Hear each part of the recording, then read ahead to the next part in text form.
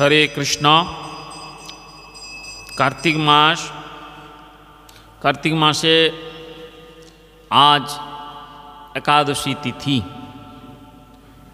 आज जे एकादशी तिथि से एकादशीर नाम होच्छे उत्थान एकादशी और एर एकटा नाम आछे प्रबोधिनी एकादशी। उत्थान एकादशी बा प्रबोधिनी एकादशी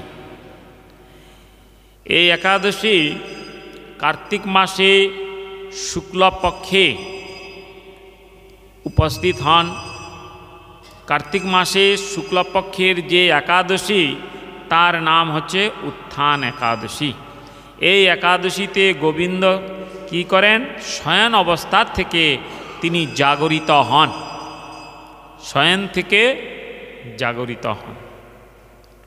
सेई जन्य এই एकादशी नाम हलो उत्थान एकादशी बा प्रबोधिनी एकादशी। এই एकादशी महिमा महात्मा की ब्रह्मा काछे प्रश्न करेছিলেন नारद ऋषि।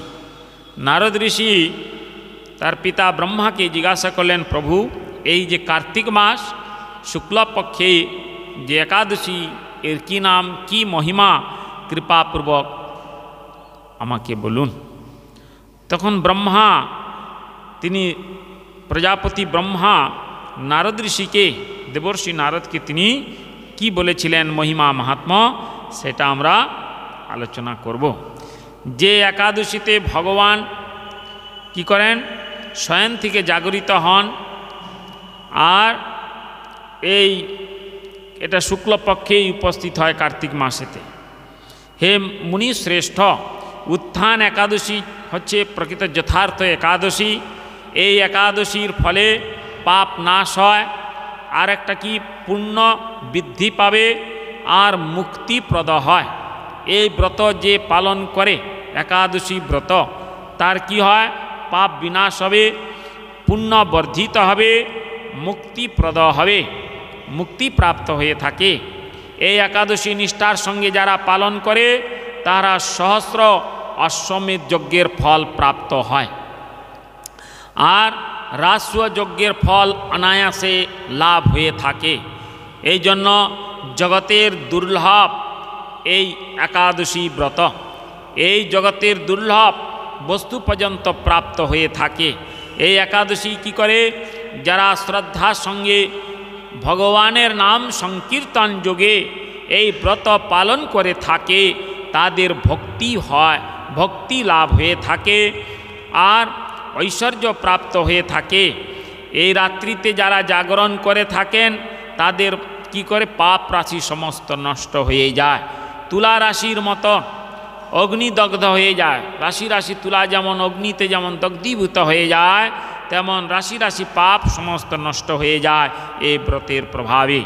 এই ব্রত উপবাসে মুনিগণ তপস্যার ফল পর্যন্ত প্রাপ্ত হয়ে থাকেন।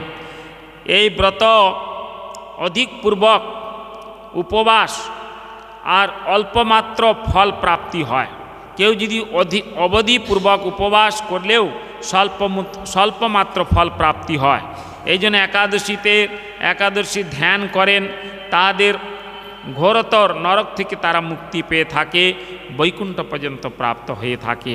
যারা শ্রদ্ধার সঙ্গে এই একাদশী পালন করে থাকে ব্রহ্মহত্যাদি পর্যন্ত ঘোরতর যে পাপ থেকেও তারা মুক্তি লাভ করতে পারে, নরক যন্ত্রণার থেকেও তারা নিস্তার লাভ করে বৈকুণ্ঠ গতি প্রাপ্ত হয়। এই একাদশীর এই প্রকার মহিমা।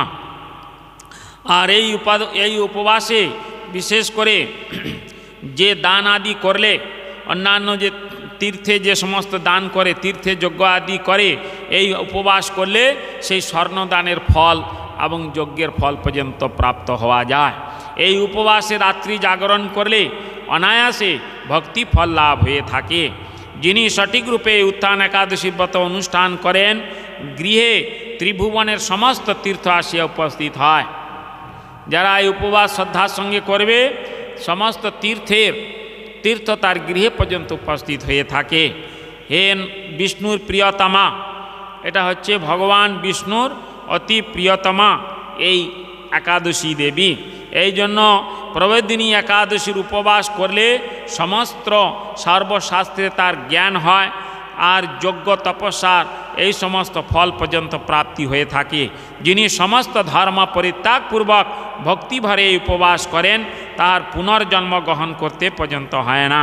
যে মন বুদ্ধি বাক্যর দ্বারা অর্জিত যে পাপ এই গোবিন্দের অর্চন করলে সেইগুলো পাপ নষ্ট হয়ে যায়। বাক্যের দ্বারা যে সমস্ত পাপ হয়, মনের দ্বারা যে সমস্ত পাপ রাশি আমাদের উৎপন্ন হয়, আজকের দিনে যদি কেউ গোবিন্দের অর্চন পূজা আদি করে থাকে তার সেই সমস্ত পাপগুলো অনায়াসে বিনষ্ট হয়ে থাকে। আর এই জনার্দনের পূজার দ্বারা দান জপ হোমাদি করলে যে ফল হয় সেই ফলগুলো তারা প্রাপ্তি হয়ে থাকে এবং সেই ফলটা কখনো নষ্ট হয় না, অক্ষয় লাভ করে থাকে। যাহারও এই উপবাসে ভক্তিপূর্বক তারা দিন যাপন করেন, ভগবানের নাম সংকীর্তন আদি যোগে যারা এই ব্রত উদযাপন করে থাকেন তাদের পক্ষে এই যে সূর্যগ্রহণ চন্দ্রগ্রহণে স্নান করলে যে সমস্ত ফল আদি প্রাপ্ত হয়ে থাকে সে সমস্ত ফল পর্যন্ত প্রাপ্ত হয়ে থাকে। এই উপবাসে রাত্রি জাগরণে তার সহস্র গুণ স্বীকৃতি পর্যন্ত লাভ করতে পারেন। এই তীর্থে স্নান দান জপ হোম ধ্যান যে সমস্ত পুণ্য সঞ্চিত হয় উত্থান একাদশী পালন করলে সেই সমস্ত প্রাপ্ত হয়ে থাকে। এই জন্য হে নারদ ঋষি শ্রী হরিবাসরে সর্বপ্রকার জনার্দনের পূজা বিশেষাদি ভক্তি সহকারে করবে, নতুবা শত জন্মার্জিত পুণ্য বিফল হয়ে যায়। পরাহ্ন গ্রহণ করলে চন্দ্রায়ণ ব্রতের ফল লাভ হয়। এখানে বলছেন জনার্দন ভগবানের পূজা বিশেষভাবে ভক্তি সহকারে করিবে, আর যদি না করে তাহলে কি হয়, তার পূর্বে যে জমা ছিল শত জন্মার্জিত যে পুণ্য সেই পুণ্য ফলটা নষ্ট হয়ে যায়। আজকের দিনেতে বিশেষ করে ভক্তি সহকারে ভগবান জনার্দনের যদি পূজা না করে, জনার্দনের গুণগান কীর্তন না করে, তার পূর্বে জন্মে যেগুলো জমা ফল ছিল পুণ্য ফল সেইগুলো পর্যন্ত নষ্ট হয়ে যায়। আর পরাহ্ন গ্রহণ করলে চন্দ্রায়ণ ব্রতের ফল লাভ হয়। আর তো ভগবান এই জনার্দনের পূজা মনের দ্বারা হোক বাক্যের দ্বারা হোক তার নাম সংকীর্তন দ্বারাও যদি এই ব্রত করে দিন যাপন করে তাহলেও তারা এই ব্রতের পূর্ণ ফল প্রাপ্ত হয়।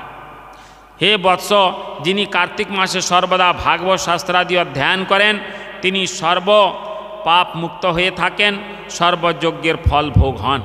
ভগবান হরিভক্তি পর শাস্ত্রের কীর্তনে যেরূপ সন্তুষ্ট হন, দান জপ যজ্ঞ প্রভৃতি দ্বারা তদ্রূপ প্রীতি হন না। ভগবান সকল থেকেও কেউ যদি দান করে জপ করে যজ্ঞ করে তিনি ততটা প্রীতি হন না, কিন্তু যদি এই হরিবাসর ব্রতেতে যদি ভগবানের কথা শ্রবণ করে ভগবানের কথা কীর্তন করে তিনি বড় সন্তুষ্ট হন। ভগবান সন্তুষ্ট হয় কিসের দ্বারা? ভগবান তার কথা কীর্তনের দ্বারা। মত কথা শ্রবণাদৌ শ্রদ্ধা বা যাবন্য জায়তে।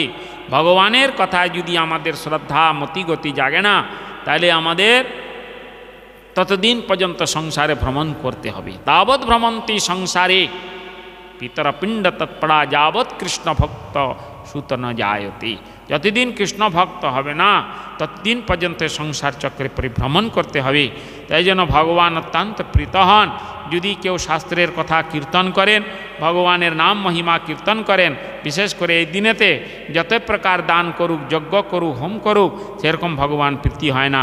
এই মাসে শ্রী বিষ্ণুর গুণ লীলাদি শ্রবণ কীর্তন শ্রীমদ্ ভাগবত পাঠ দ্বারা শত শত গোদানের ফল পর্যন্ত প্রাপ্ত হয়ে থাকে। অতএব হে মুনিবর, কার্তিক মাসে সমস্ত গৌণ ধর্ম বর্জনপূর্বক শ্রী কেশবের অগ্রে হরিকথা শ্রবণ কীর্তন করা সকলের একান্ত কর্তব্য। অন্যান্য যত প্রকার অনেক ধর্ম থাকে, আমাদের ধর্ম তো ধর্মের অঙ্গ হচ্ছে 64 প্রকার। 64 প্রকার ধর্মের অঙ্গ আছে, তার মধ্যে এই একাদশী ব্রত হচ্ছে একটা অঙ্গ। 64 প্রকার ধর্মের মধ্যেই একটা অঙ্গ হচ্ছে একাদশী ব্রত। যেমন ধর্মের অঙ্গ আরও অনেকগুলোই বলা আছে শাস্ত্রে, ইজ্জা অধ্যয়ন দান তপ সত্য ধৃতি ক্ষমা অলোপ।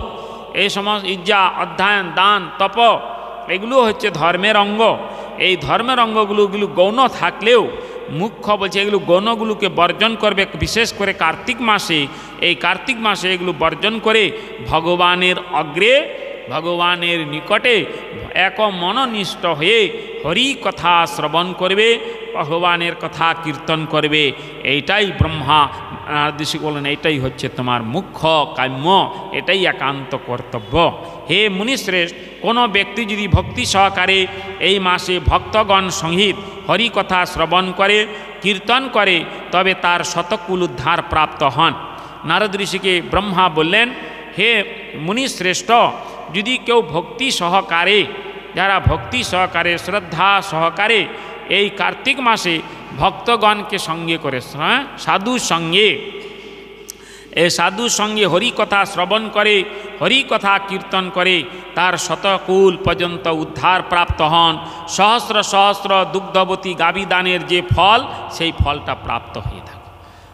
1000 যদি কেউ দুগ্ধবতী গাভী দান করে, যে ফল প্রাপ্ত হয় সেইটা অনায়াসে ফল প্রাপ্ত হয় সাধু সঙ্গে হরিনাম কীর্তন শ্রবণের দ্বারা। এই মাসে পবিত্রভাবে শ্রীকৃষ্ণের রূপ গুণ লীলাদি শ্রবণ কীর্তন দ্বারা দিনাতীত পাত করিবে। বিশেষ করে কার্তিক মাস উপস্থিত হলে কদাচিত গৃহে অবস্থান করবে না, বিষয়ীতে অবস্থান করবে না, পবিত্রভাবে মনটাকে ভগবানেতে নিবিষ্ট করে ভগবানের যে লীলা কথা শ্রবণ কীর্তন দ্বারা দিনগুলো অতিবাহিত করবে। তাহলে পুনরায় তার আর জন্ম হবে না, পুনরায় জন্ম ন বিদ্যাতে।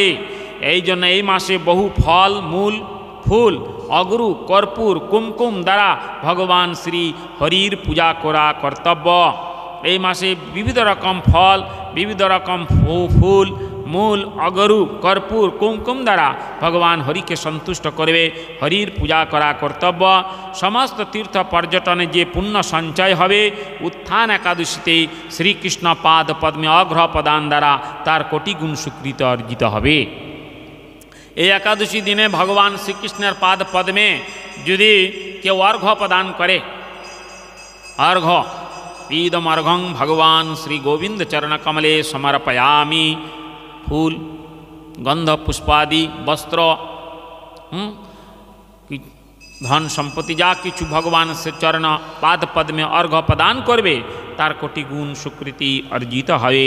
এই জন্য শ্রবণ কীর্তন স্মরণ বন্ধন আদি, এই যে নববিধা ভক্তি শ্রবণ কীর্তন স্মরণ বন্ধন দশাশ সখ আত্মনিবেদনম ইতি পুংসার্পিতে ভক্তির লক্ষণম, এইগুলো ভক্তির যে লক্ষণ নববিধা ভক্তি। এই নববিধা ভক্তির সহিত শ্রী তুলসী দেবীর সেবা করবে। সেবার জন্য যাহারা বীজ রোপণ করেন, ভক্তির যে অঙ্গ নববিধা, এই নববিধা ভক্তির মধ্যে তুলসীর সেবা, তুলসীর সেবার জন্য যাহারা বীজ রোপণ করে, ভগবানের সেবার জন্য তুলসী গাছ রোপণ করেন, জল সিঞ্চন করেন, তারা মুক্তি লাভ করে সহস্র সহস্র বৎসর বৈকুণ্ঠে বাস করে থাকেন। হে নারদ, সহস্র সুগন্ধি পুষ্প দ্বারা দেবতার অর্চন করলে যে সহস্র সহস্র যজ্ঞ দানে যে ফল লাভ হয়ে থাকে, এই মাসের হরিবাসরে একটি মাত্র তুলসী পত্র ভগবত চরণে অর্পণ করলে তার অনন্ত অনন্ত কোটি গুণ ফল লাভ করতে পারেন। আজকের দিনেতে অনেক অনেক দেবতার পূজা করে থাকে সারা বছর ফল ফুল দ্বারা, যে ফল প্রাপ্ত হয় সেটা অনায়াসে একটি মাত্র তুলসী দ্বারা ভগবান জনার্দনকে সন্তুষ্ট করলে তার অনায়াসে কোটি কোটি গুণ ফল প্রাপ্ত হয়ে থাকে। এই জন্য এই ব্রতের সমান অন্য কোনো ব্রত হইতে পারে না। একাদশী ব্রতের মধ্যে শ্রেষ্ঠ ব্রত এই একাদশীর মহিমা মহাত্মা ব্রহ্মা নারদ ঋষিকে এই প্রকার বললেন। এটা হলো উত্থান একাদশী। ভগবান শ্রী গোবিন্দ আজকের দিনে জাগরণ করেছেন, প্রবোধিনী একাদশী নামে পরিচিত। মদীয় গুরুপাদ পদ্ম ছিল ভক্তি বেদান্ত বামন গোস্বামী গুরু মহারাজ, তিনি একাদশী তিথির সম্বন্ধে কি বলেছিলেন, এখন এটা একটু সংক্ষিপ্তভাবে আলোচনা করব আর কি।